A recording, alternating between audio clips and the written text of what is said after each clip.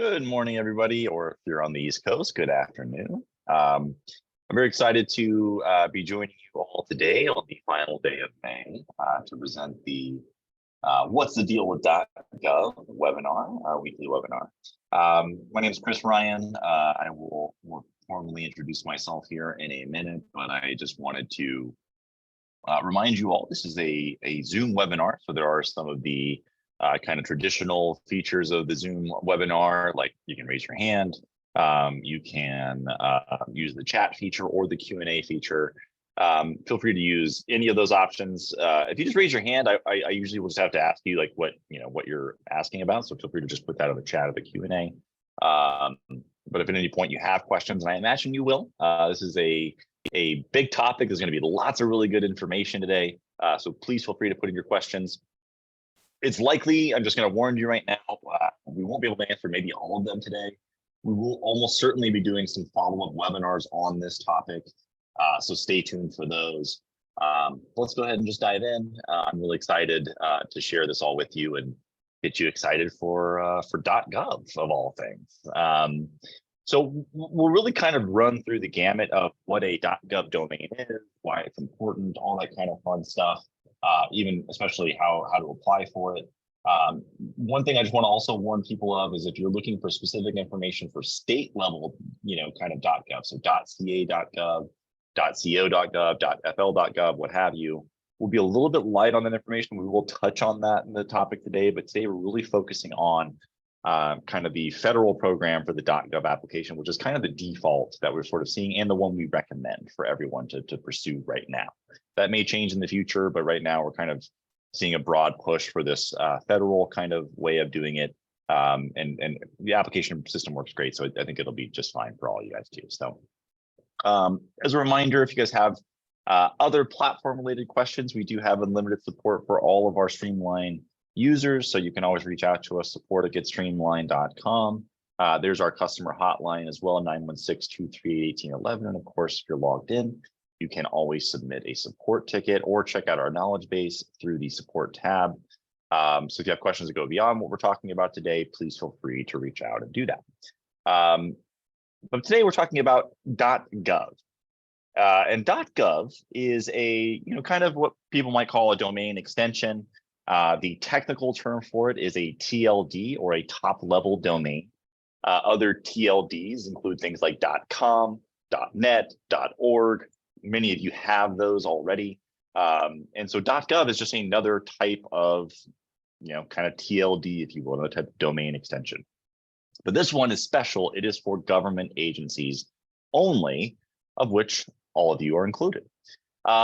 Many of you might be here just because you're kind of curious about this and maybe aren't really sold on the idea of doing it. You've already got a domain. People know your domain. They've been using your domain for a while. Why go through the hassle of all this? Well, there's a couple of really big benefits that we believe in that we think are really important.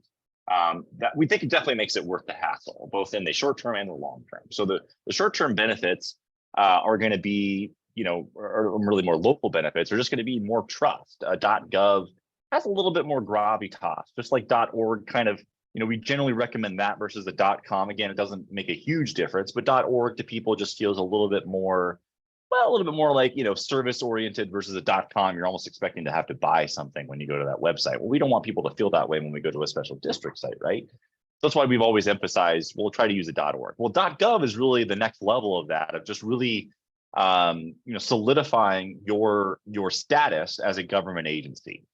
For special districts, especially where there's a lot of ambiguity around what is a district, what districts are in my area, those kinds of things, people may not even understand what type of government you are. Or if you even are a government in some cases. Some of you don't have that problem, some of you may. This is really a way just to kind of solidify it and just sort of add in that final layer of gravitas, so to speak. But there's also a lot of security benefits to it. It helps with, just making sure that, certain kind of like, email systems and stuff work a little bit better. It's a little bit harder for hackers to impersonate a .gov domain because they have to go through all these applications and processes, which we're going to detail here, which are pretty difficult if you don't have the bona fides to get through that. It's also has some other features like automatic encryption. So, of course, Streamline handles a lot of this stuff for you, but there's sort of an extra layer of just sort of protection of data getting moved across the site. Like I said, also helps with searchability and your email sending. It's much less likely that your emails are going to get marked as spam if they're .gov, because it's just .gov, right? You're not going to get spam from the government, at least hopefully, right? And then kind of the more long-term benefit of it is, and it sounds kind of silly, but it really is national security and things like that. Government websites are, vectors for security risks. If I was a foreign national hacker or whatever, that's what I would be looking at, or kind of weaknesses in those areas. So one of the things that is really helpful, I think the government has interest in this too, is just making sure everyone's using the most secure kind of protocols and technology as possible, and .gov definitely is that. So if you're contemplating this or curious about sort of why you might do that, it definitely does have a lot of benefits. So let's go over our agenda today. We're going to kind of talk about the full process. We'll walk you through really all of it, and hopefully leave you here with some kind of direction on where to start, and kind of hopefully some feeling that this can get done, because it certainly can. We have a lot of districts already using .govs, and we'd love to see that grow even more. But today we're going to talk about again, what is a .gov domain? We already kind of went through some of that, how to prepare for the process, how to apply, and how Streamline actually assists with all of that. We will touch a little bit on state-specific .gov domains. So again, it's .ca, .gov, etc. A lot of different processes there. And then we'll have some time for Q&A as well, I hope. Okay, so what is a .gov domain? It, again, is the same thing as every other type of domain, but this one is sponsored. So you really have to have some bona fides. You have to kind of get an authorization letter, which we'll go through. You have to send it to the government. They have to approve that. They really kind of hold the domain in place and kind of steward that and make sure only legit governments are doing it. So not any Joe Schmo can go and apply for a .gov. It can be used to connect to your website, to your email, just like any other domain. So if you want to have, Bob at acmefire.gov, you'll be able to do that, provided you go and get acmefire.gov, which actually wouldn't be an acceptable name. We'll explain why there in a little bit. I also want to let everyone know this is free. I know there were a lot of estimates out there and some concerned folks, especially here in California, where we're located, around the cost behind that. We're not totally sure where some of those concerns came from. I'm sure there's more there that we're missing, but the application process for the domain is free. Obviously, there's some other kind of incidental costs, I should say, updating your business cards, stuff like that. Obviously, those things aren't free, but the actual, at least getting the domain, that kind of stuff, there's no charge to any of those things. So it may not be as expensive as you think, is all we're kind of saying there. So who's eligible for a .gov domain? Well, prior to 2003, it was only federal agencies. So this really wasn't much of an issue or a thing that really even special districts or even a lot of cities and other folks like that could really worry too much about. But since then, this is really open to any federal, or US-based government, whether it be state, local, tribal, territorial, or you'll learn intrastate independent, which is what we all are here. You'll see what that means here in a little bit, but that it will be important too. But that's what special districts are defined as, and so you're able to get this .gov domain and apply for it, and we think you should. So how do you actually prepare for all of this? So there'll be some technical considerations you'll want to sort of just start thinking about before you even begin this process, some questions you may have. So I want to kind of go through that, and then we'll actually go through the actual application process together. But before you even begin any of this, let's start thinking about all the little pieces that are involved with that. So when you have your domain, you also want to think about your website hosting, your email hosting, and how all those things connect. So let's go through that. So web hosting, redirects, and URLs. So when you switch your domain, how does that impact your website? All that kind of stuff. Well, we Streamline, we host your website. So that's for sure. If you're on this call, you should almost certainly be a Streamline customer. If not, we hope you're going to join us soon. But chances are we do host your website in the cloud. We kind of got it. And what we probably are doing right now is just you're just basically having the domain point to that. When you go and you get a new domain, really all we're going to do is just point that new one to the same website and make that one kind of the new major domain. So once you get the .gov domain, we'll kind of elevate that to your primary one. The nice thing is most folks that are doing this have to worry about all the little pages on their site that have links to the old domain. So like, let's say you have a page on your site, and it's got a link and it's going back to acmefire.com. Well, when you switch over to .gov, for a lot of folks, that causes problems. Well, not for Streamline, because when we make your .gov the main domain, it'll automatically redirect all the other ones for you. So you don't have to worry about any of the stuff that you kind of see other folks maybe have to kind of think about, because the system just sort of knows how to navigate a lot of this stuff. So, in terms of the redirects and the website hosting and all the management of that, don't worry about it. You're pretty much good to go there. If there's issues that do come up, we'll help you with those, but in almost all cases, things will be very smooth there. Now, that changed a little bit when it comes to email. Email hosting is not something that Streamline does. A lot of people are sometimes confused about that, and rightly so, because it's kind of related to the domain. These services are all sort of very similar in some cases, or offered by the same vendors in other cases. Well, Streamline really specializes in the website hosting. Email hosting is like its own thing, really, and it deserves to be. It's a very complicated thing to be able to manage emails, inboxes, all the rules and signatures and stuff like that. There are people that do that far better than we do, the Microsofts, the Googles, et cetera. If your email is currently hosted with one of those folks, this really isn't much of a complicated process. If your email is currently kind of tied in with your existing domain, you might have some issues untangling those things, in which case we're certainly happy to help you with that. But usually when people are switching domains, sometimes they're reevaluating some of their other kind of infrastructure. So if you're looking, if you're kind of tired of your email hosting, right, and you're just like, this thing is just not working half the time, and you're going to switch to a .gov, might be a good time to switch to Outlook email, for example, or Google's hosted email service. And we're certainly happy to help you with that. Even if we don't provide that, you can just reach out and we can kind of give you some tips there. And then just sort of, kind of do all these things at once. But if you're happy with where your email's hosted now, that doesn't need to change at all. We're just going to kind of continue pointing that domain over, and you can set up what's called an alias.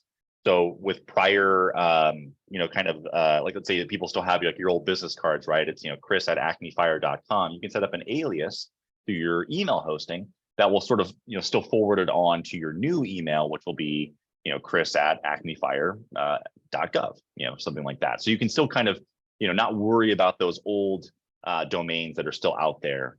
They'll just sort of kind of, redirect if you set up that alias. Now that applies to folks that have what's called hosted email. So that's where you have it set up to where it's, info@, the domain.com or something like that. If you're using something like a free email, like a, bob@gmail.com or bob@hotmail.com, you would actually have to buy a hosted email, kind of solution to be able to set this up, which again, while we don't provide it, we're happy to help you navigate that, because it often is somewhat tricky. And you want to make sure you're making the right choice, and there's different price points and stuff. So if you have any concerns around that, just let us know. But the good news is, usually if you like what you're doing with email, and none of that really has to change, it'll just kind of update to where when you move to .gov, that'll become your new email address. So that's pretty cool there. Let's also talk about DNS. And I'm not going to get too far into this, but as you go through the application process, you're going to see references to this, and they're going to say, hey, you need to have DNS and name servers and all these kind of very confusing terms that you may not understand. In fact, I don't expect anyone to understand it. That's totally fine. That's what we're here for. We will manage all of the DNS when you move into the .gov domain, unless you want to do it yourself and you know what you're doing. That's totally fine. But if you get to that point in the application process and you're like, I have no idea what this is about, the good news is we'll help you to manage all of them. Now, what we do recommend is you keep your old domain registrations. This is also the recommendation of the federal government, just so that those domains don't fall into the wrong hands, right? Because if you have your acmefire.com and you switch over to acmefire.gov and you go, well, shoot, we don't need acmefire.com anymore, and you just let it go, you don't renew it.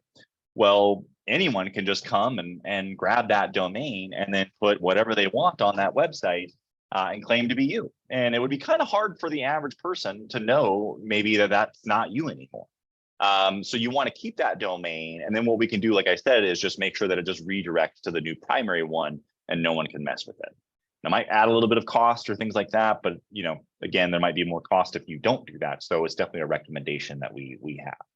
Now, Streamline may or may not host your domain currently. If we do, then you don't really have to worry about it. But if you aren't sure where your domain is hosted, you can reach out to us, or there's going to be a link in this presentation, which, by the way, is being recorded. It will be on our YouTube, and we'll post the slides on there as well. So you can click this link and it will take you to this lookup. You just type in your domain and it will tell you where it's registered. So you can learn a little bit more about that. But again, we are more than happy to help with all of that. But we do recommend keeping the old domain registration. But that said, the government is not in the business of managing the DNS. So with the DNS, kind of just explain it in a simple way, you have your domain. That's, acmefire.gov. The DNS is a level below that, and that's kind of just the instructions for the domain. It's just telling the domain what to do. The government does not want to be in that business, because then every time you update your email hosting or your website hosting, which hopefully none of you do because you love us, but we get it. You'd have to go and tell the government, hey, we want to update this. And they don't want to do that. They just want to host the domain and be done with it. So they're going to tell you, you need to find someone to host your DNS. And again, if you know what you're doing, you probably can do that. And if you don't know what you're doing, that's what we're here for. We do, and we'll be the ones to actually provide all this for you. So don't worry really too much about this, and make sure you keep your domains. Some other considerations as you kind of move towards updating your business card, your domain, it's going to impact things like your business cards, your letterheads. Make sure you have a plan in place for updating all this. If there's signage that has your domain on it, you're going to have to update that. Just start thinking through all of those considerations. There may not be a lot of them for you. Maybe there's only a few things to worry about. Maybe there's a lot more, like your vehicles have to be repainted or stuff like that. Who knows? Not a big deal, because once you get the .gov, you're going to be pretty much on that indefinitely. So it's only one more thing you'll have to change, but it's just something you want to keep in mind. You also want to think about having a plan to communicate this to the public. You might write a press release or make some social media posts. And if you're thinking, Chris, I have no idea how to write a press release. Well, neither do I, but know who does? ChatGPT. And if you watched our webinar last week and learned a little bit more about how ChatGPT can help with special districts, this is a great use case because you can just tell ChatGPT to say, hey, we have a new .gov domain. Can you write a press release talking about the benefits of this? And I would almost guarantee you that it will generate something rather competent that you can just edit and then send out to a local news outlet just to get a little extra publicity. This is an easy layup story for them because it's relevant to the public. It's, there's interesting stuff to write about, and it just amplifies your presence, your brand, and that you're doing the right things for the community, right? Like, who doesn't love to hear about a district making a smart investment in good technology that's more secure and then helps with national security? I mean, that's a win, right? You also can, if you're on Twitter, tag CSI or CISA, CISA Gov. Those are the kind of information security folks of the federal government. They want to help amplify your new website. I just wanted to put that in there because they have that on the website where you apply for the .gov domain. And I just thought it'd be cool that they might be able to retweet you or something like that. So we'll see. I don't know if they actually do that or not, but if they do, that'd be kind of neat. But just start thinking about those things. What are the things you need to kind of update? What are some of the messaging you're going to have so that people are aware of this? Because don't underestimate the sort of the news value of these types of updates. Okay, but how do you actually apply for one of these things? So we went through all the considerations and just a whole bunch of other stuff, but where do you even start? Now, again, we're talking specifically about the federal .gov application process, and that is the one we recommend. This differs for all 50 states, though, and there's not clear pathways for all 50. That's why we could be here all day talking about that. So just know we're going to really focus on this method. If you have other things you want to explore, just let us know. But quite simply, everyone just needs to go to get.gov. That's the website. When you go there, you're going to see something that looks a little bit like this. And this was really where all of the application process starts. If you talk to other districts that have already gone through this, they've already been through all of this and seen this website. We're actually going to go through step by step what the entire application process is. So hopefully it'll make a little bit more sense when you kind of see all this, because at least my experience in clicking through some of this is that it was explained pretty well, but there's still just a lot of information. So we're going to go through all these steps here together and make sure you feel really good about them, hopefully. And feel free if you have any questions. But what I'd like to be able to do is just give you a clear path to actually getting through all these steps and eventually getting the .gov domain up and running. But everything really does go through there. All the information's through get.gov. So, go there whenever you want, bookmark it. You'll be kind of getting familiar with that site. And of course, it'll be linked here in the presentation too. Now, let's talk about names, because this is surprisingly important and a little bit more detailed than you might think. And I've been and this is why I made a reference earlier that the name I was using, acmefire.gov, wouldn't work, because it actually doesn't meet the naming conventions that the .gov folks want you to use. And there are some limitations there, specifically that you have to indicate what state you're in the actual part of the domain. You can't use the .ca.gov thing. You just have to include the abbreviation somewhere in the domain name, or you can just straight up spell it out. And you can kind of see if you go into like the specific requirements, it'll kind of tell you, what those things are. Actually, let me go back to the FAQs page. So I have a link there for this. Let me see, this is what I'm saying. There's so much information on here, but basically I'll show you some examples of some names you can use. You wouldn't just put, like, for example, acmefire.gov. You'd have to put acmefireca.gov, as in Acme Fire in California, the CA for California. Or if you were in Florida, acmefirefl.gov. Or if you're in Illinois, you get the idea. You have to kind of include that letter or those letters inside of the domain, just like you see in all these examples here. These are all domains that actually are currently live. These are .gov domains that have been applied for, that are pointing to Streamline sites and meet that naming requirement. So if you have questions on that, let me know. But if you try to apply, for example, CRCA, 911.gov, they're going to say, nope, you got to tell us what state you're in using the two-state abbreviation, or actually spell it out. Now, again, spelling it out makes the URL really long, so most people prefer to have just the two letters, but just know that is going to be a requirement for you. Okay. So let me know if you have example or questions on that.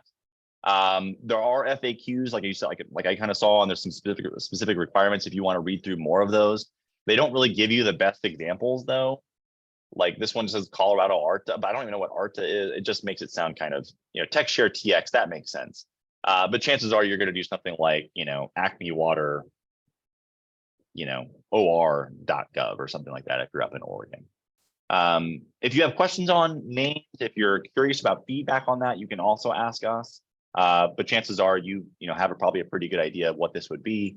Just know that you're going to need to kind of decide that probably before you even start the application process, and that may require some internal deliberation. So get that process started now, because if it's going to be discussion, you might as well do that as soon as you can. So it's kind of like naming a baby, except that there's rules for it, so it's a little less fun. But once you get that figured out, everything else is easy peasy. So step one after step 0 is determining your DNS host. And the good news is that's almost certainly going to be us.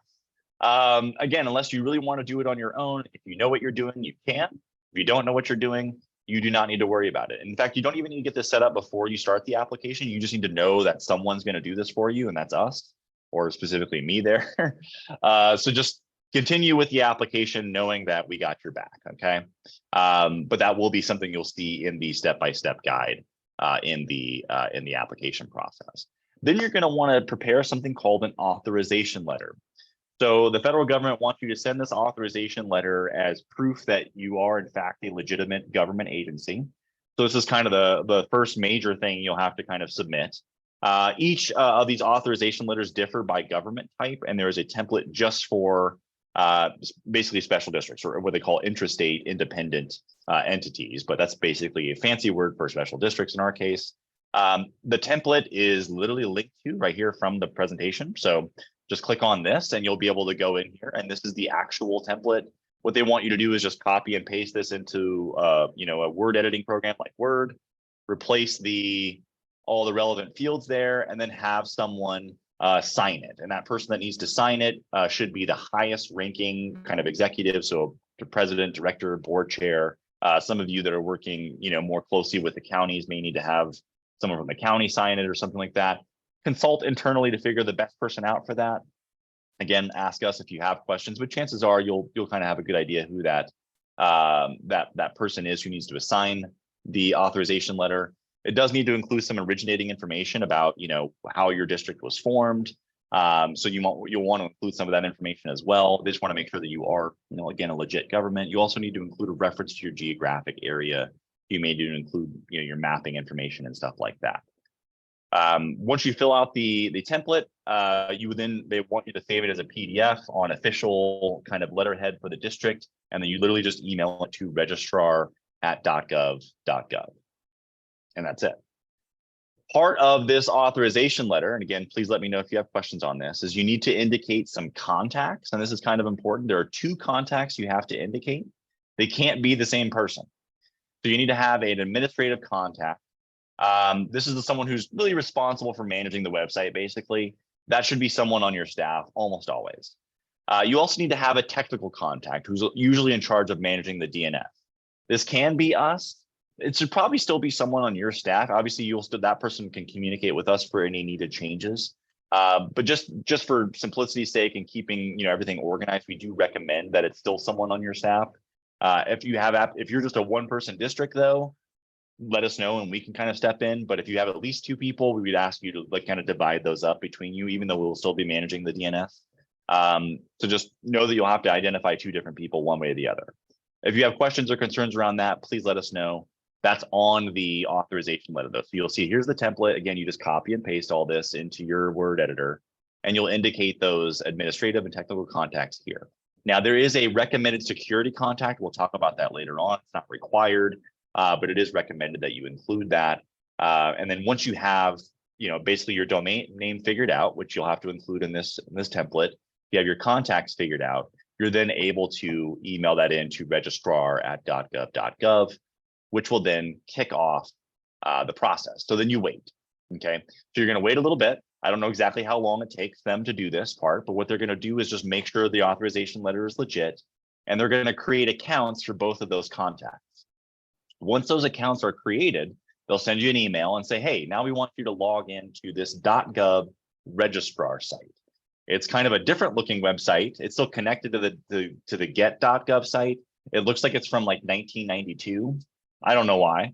They just decided not to update it for whatever reason and put like these very odd warnings in like these like stars that just have weird line breaks.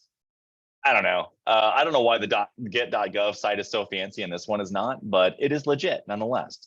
And you can see that we do indeed have a link for it here. So once you get, once the government comes back and says, hey, we like your authorization letter, here are your accounts, they want you to log in and actually then submit the application. So there's a whole form in there that you will then have to fill out that begins the process. So just to even start that process, you have to get the authorization letter first, but then you can go in. So once you have that account, you log into this sort of, again, I'll show you what it looks like. It kind of looks like this like GeoCities 1995 site, but you'll have the username and password. Again, you can't create it from here. They have to create it for you. So they'll send you that information. But once you have it, you log in, and then you'll have a form basically to fill out. It's going to include a bunch of information that you've, in some cases, already given them. In some cases, you haven't, but you'll go ahead and be able to fill that out, and that will begin the adjudication, so to speak, of the domain. So then they actually go through a deliberation process that takes about 20 days, 20 business days for special districts. It could take longer in some cases. But the good news is this is a great time to let us know, hey, Streamline, we need you to set up the DNS. We don't really need to do it before this point because we can do it in about, like that. It doesn't take very long for us to get your DNS and everything kind of set up.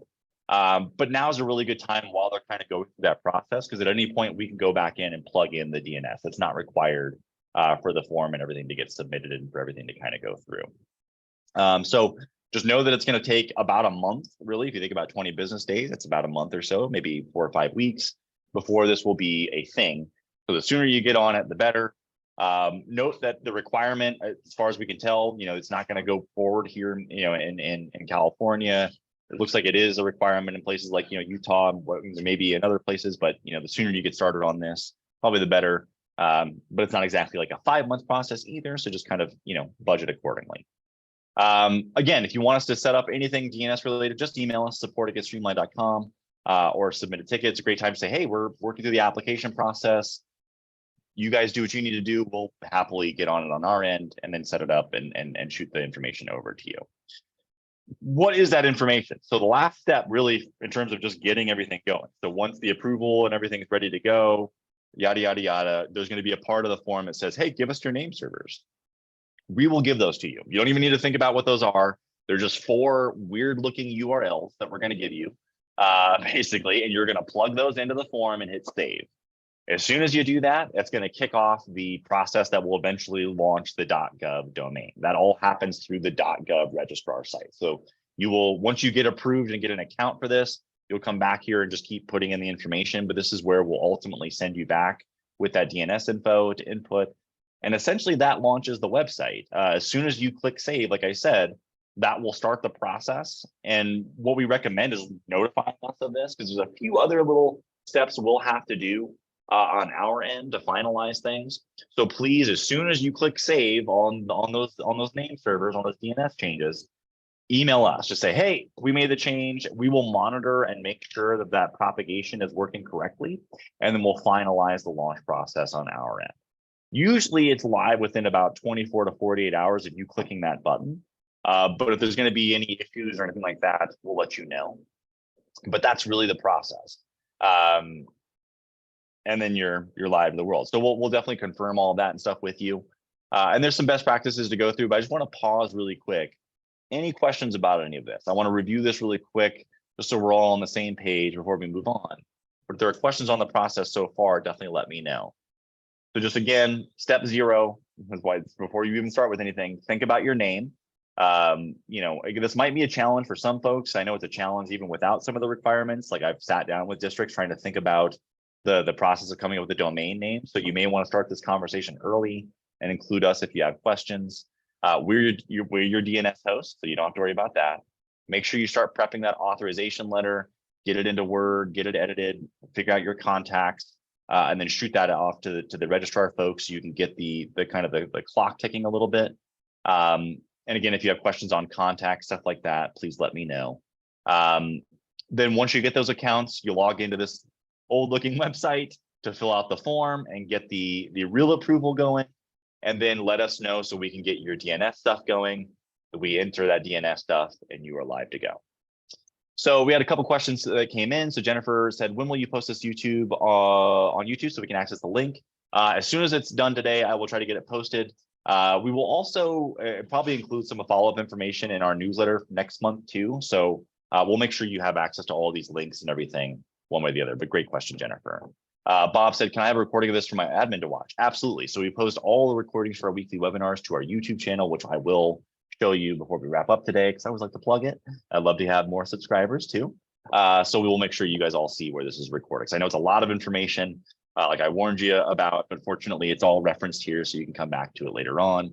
But basically letting us know, you know, when this part's done is all you have to do. Once you let us know that those name servers are in, we'll take care of the rest. Dominique had another really good question. Do you have a large percentage of your customers moving to .gov? Good question. We have a decent number that are on it right now, but we expect a lot more coming because of some of the legislation, the sort of general push. It seems like from the federal government, from other state legislatures to sort of see not just districts, but all kind of government agencies kind of standardized to the .gov TLD. And we think it's a good idea. There's a lot of benefits to it. It's kind of a pain in the butt, but it is something that we really hope a bigger percentage of districts look towards, because we, number one, want people to know, hey, we are legitimate government agencies here to serve you, and this is the proof of it, right? It's right there in the banner, so it's kind of hard to deny there. So security best practices. There's a lot here that we're not going to have just all the time in the world to go through. We will probably have even more webinars just on this part. We already did some webinars earlier in the month on cybersecurity issues. We talked a little bit about DMARC and stuff like that. These are confusing terms, technical terms that we don't expect anyone to necessarily walk away understanding today. But just know there are some additional things we will want to do. These aren't required necessarily to get the domain going. So if you just need to get the .gov today, we'll get to these when we need to get to these. But there are some things we'll want to consider if you really want to maximize your, just what you're doing with this and making sure you're checking all the boxes. So talking about that security contact, it's really just an email, but it's an email that they can use for any issues that may come up. If someone has a concern around the site security or things like that, which is a low percentage chance. But if they do, the get.gov folks really want you to have just a designated contact on there that can receive those types of inquiries from the public. That can be the same as either of your administrative or technical contacts. It just needs to be an email. So if you just include that in the authorization letter template, you'll meet that requirement. They also recommend you to develop a whole security policy, and there's a lot to all of this. on the get.gov site. So I do recommend checking it out there. Again, it goes way beyond kind of what we're talking about here, and some of it's probably a little bit boilerplate. But it is something I do recommend everyone look through and at least just have those discussions. Some slightly easier things you can do though are preloading your domain. So this is something that you can just, like when you're filling out the form through the .gov registrar site, there should be a box that will just allow you to automatically do this. But .gov domains have this special ability to preload into various web browsers. So if people are using Edge or Chrome or Firefox, there's sort of like a built-in technology where your domain will just automatically point to the right spot by using the .gov preload kind of feature. Again, a little bit technical, just turn it on. It's a good idea. It's a little extra security there. There's also something called DMARC, which is something you can install, will help you install for managing your DNS. That kind of authenticates your email exchanges. Again, very technical. We'll expand on a lot of this information. And these are just recommendations, but they're good recommendations and things that we hope we'll kind of see people move towards, especially as we add more education around those things. I also just really like the general state of clip art around just cybersecurity. And it's just a lot of like people on keyboards manifesting magical like diodes and things. There's just so many of these where people are like touching like Minority Report or something. Anyway, I just find that really amusing.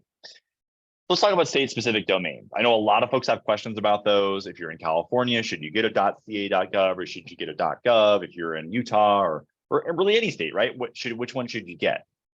Well, right now we are recommending the federal, just regular .gov one, simply because it seems like the easiest path forward. Like the application process is super simple, relatively speaking, even though that might seem complicated. Well, it gets worse, I think, in other situations. It's relatively simple.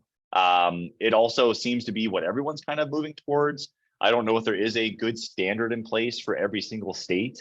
I don't know if all of their kind of technology offices are kind of on the same level of even making this available. So just in terms of making sure everyone gets to a point of having good security, good SEO, we just recommend going to the get.gov site. But we also have a lot of folks that are already on .ca.gov or .fl, whatever, state level subdomains. And it seems to confer a lot of the similar benefits. So don't panic or feel like you have to change anything. I think you're good. But if the goal is just to have some of these benefits and just sort of stop worrying about your domain, I would say just go through the get.gov process and just do it that way. But we may have more information on this in future webinars. It's just a little bit challenging because the process in California is the process in California, and that's very different from the other 49 states. We don't really want to waste anyone's time just talking about one particular instance. So stay tuned for more information, or you can always submit a ticket. But again, Streamline is officially recommending to use the standard.gov. Okay. Let me know if there are questions on that, or really questions on anything. We covered a lot of info there. I'm also just kind of curious of the folks on this call right now. Is anyone planning on getting a .gov in the near future? Are you going to wait? Does it seem like something that is urgent or something being discussed on, at your board meetings or things like that? Or is this just something that you kind of feel like is maybe a back burner issue for you guys? I'm just kind of curious because we want to make sure that we're providing the right education around this and just making sure that you guys know that, we've got your back on all the technical stuff. You don't have to worry about a lot of that. A lot of other people do, which is, I don't know how they're going to solve all those things. But fortunately, we already know how to set up all this stuff for these things to work, so we can easily plug in and make that really, really easy for you guys to do. All right, so yeah, so a couple people, looks like they're all we've got a couple people, so a couple people are at the back burner issue, but most folks seem like are moving towards it pretty soon. Again, depending on the requirements in your state, it doesn't necessarily have to be a priority. And if some of those things, like we mentioned, like updating your business cards and if you just spray painted the domain name on like all your fire trucks, maybe you're like, shoot, like we don't want to change that. I totally understand that, but just know sooner rather than later is probably a better track, like kind of Domini indicated their district is, just because it is something that I think will eventually become a mandate in a lot of places. Whether that be today or tomorrow, I don't know. But it does seem like a pretty good common sense solution. So the easier these things get, I think the easier it'll be to require them. Cost issue. Okay. Yeah, I think that's what I'm saying. It is free just to apply for it, but it's not free to like all the man hours and woman hours that it takes to make all those updates. In the real world, those things definitely aren't free, so you do have to weigh some of those costs. So Bob had a great question. Is putting OR in the domain the same as putting it a .or.gov in it? Kind of, yeah. So it really does the same job of telling the public, hey, we're in Oregon, which is kind of the purpose of it. But specifically the .ca, .gov, those little dots are important. They're not insignificant in that they're what is called a subdomain. And that's a little bit of a different thing. And again, you'd have to go through each of those state agencies because they manage those subdomains. But what we're recommending right now is just go through the federal get.gov site and omit the dot and don't make it a subdomain. Just have the full, kind of the full name with an OR kind of in it. You can capitalize that and stuff like that. So, you can do something like, Acme Fire OR dot, gov or something like that. That's what we would recommend, because if you do this, what you're really trying to say is, hey, our site is acmefire.or.gov, and the people who manage or.gov, aka the Oregon government, if you're not applying through them directly, they're going to go, nope, we don't have your website, reject it, and so it's not going to actually work.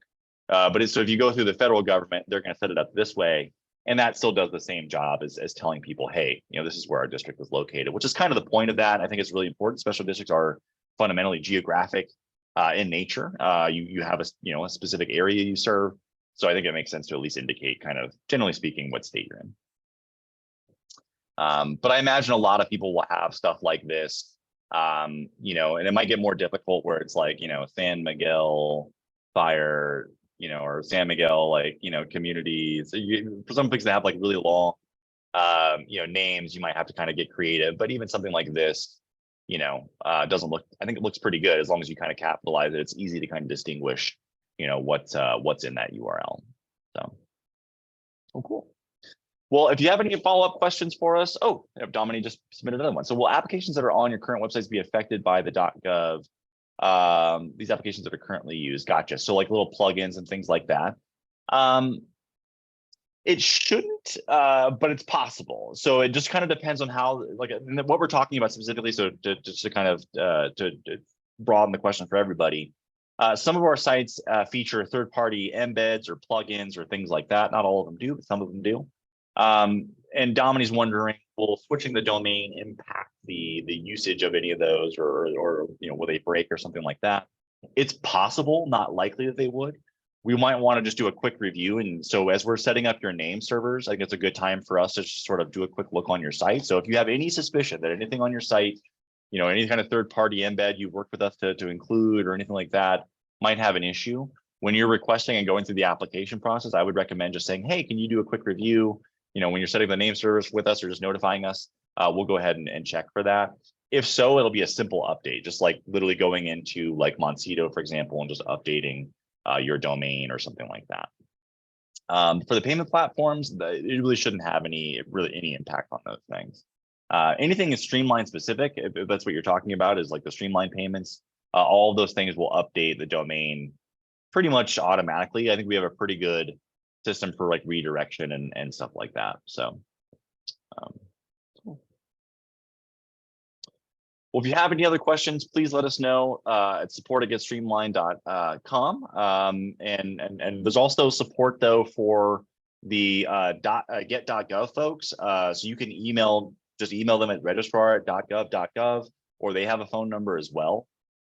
So either one's fine. Obviously, if you're having problems with their application, or whatever, it's probably better to go through them. But if you're starting to if you see the point where you need to enter the name servers, or if you're getting questions about DNS and you need us to start that process, please reach out to us. We'll get it done lickety split, and we can get you going there pretty easily. So yeah, and that's pretty much it. Thank you all so much for coming. I know it's a lot of info. We're here for you. We got your back on a lot of this, and we're really excited to see a lot of folks move towards this, more secure, more reliable, and ultimately more legitimate kind of form of government sort of branding there in the URL bar. It seems like a small thing, but it really will help out in a lot of different areas. So thank you for your time and attention to this.